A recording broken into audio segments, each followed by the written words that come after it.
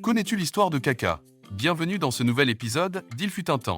Né le 22 avril 1982 à Gama, au Brésil, Kaka vient d'une famille évangélique aisée. Dès 8 ans, il intègre le centre de formation de São Paulo et se fait remarquer pour son talent précoce, ce qui lui vaudra plus tard une première sélection avec l'équipe du Brésil Espoir dès l'âge de 17 ans. L'année suivante et alors qu'il est en vacances chez ses grands-parents, il subit un accident grave en se brisant la 6e vertèbre en heurtant le fond d'une piscine après une glissade sur un toboggan. Les médecins qualifient sa guérison sans séquelles de miracle, ce qui renforce sa foi en Dieu.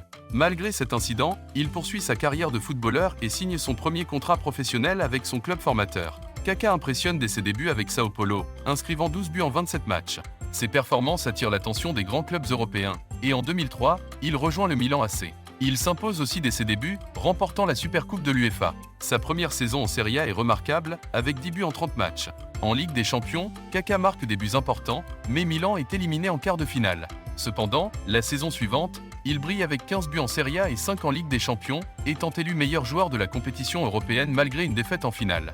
Lors de la saison 2006-2007, il est essentiel pour Milan, terminant meilleur buteur de la Ligue des Champions et remportant la compétition. Il est d'ailleurs élu Ballon d'Or en 2007 devant Cristiano Ronaldo et Lionel Messi. En 2009, Kaka quitte Milan pour rejoindre le Real Madrid, mais il est freiné par des blessures et des débuts mitigés. Malgré quelques bonnes performances, il est souvent remplaçant. En 2013, il retourne à Milan avant de partir pour Orlando aux États-Unis. Après une carrière exceptionnelle de 307 matchs et 104 buts pour Milan, Kaka met fin à sa carrière de joueur. Avec l'équipe nationale du Brésil, il connaît des moments forts lors de la Coupe du Monde 2002, la Gold Cup 2003, la Coupe des Confédérations 2005 et la Coupe du Monde 2006. Cependant, il est également écarté de certaines compétitions comme la Copa América en 2004, 2007 et 2011. Son dernier match en équipe nationale a lieu en 2016, totalisant 29 buts en 82 rencontres. Une carrière incroyable pour ce joueur hyper talentueux.